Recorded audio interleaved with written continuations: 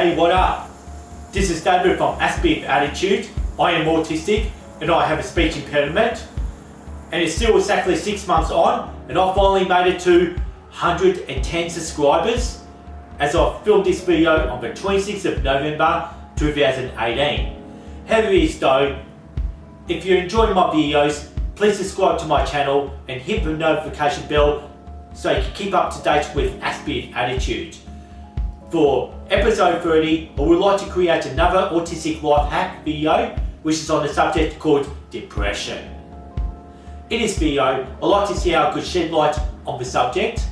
I just had once again used the National Autistic Society website for any concrete information that I'll be needing to get through this video, as well as that fidget spinner.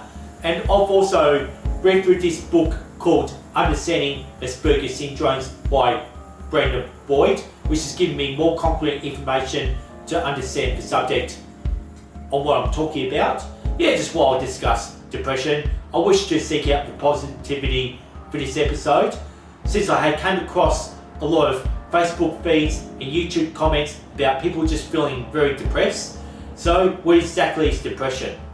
Depression is like a mental disorder when one person is feeling sad, miserable and low. This could last for weeks, months or even years. Depression is more than sadness. It's an effect over your mental well-being or your physical well-being. Depression could happen to anyone, so you don't have to be autistic to come down with depression.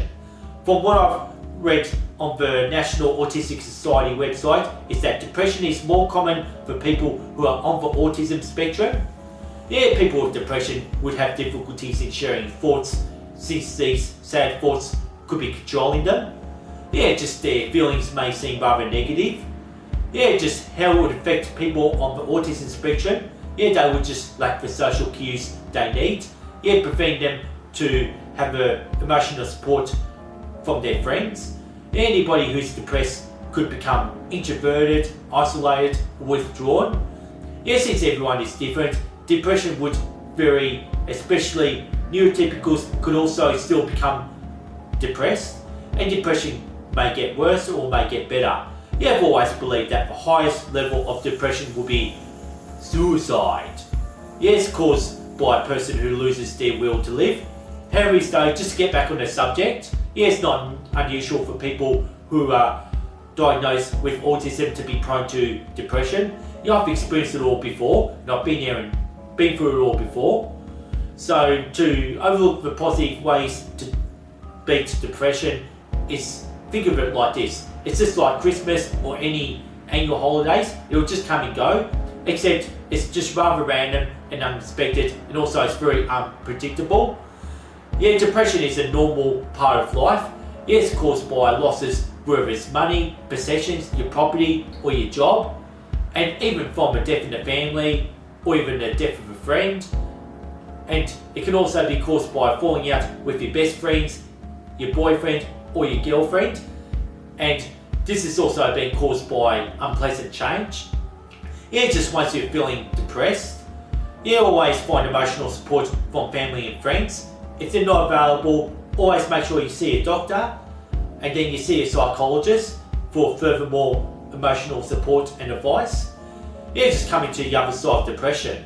You'll realise you've survived all the tough times. It just gives you a new perspective of life, and you'll start to feel more compassionate when somebody else is going through these hard times, and then you become more confident when you deal with futuristic problems and any demons that you may face in the future.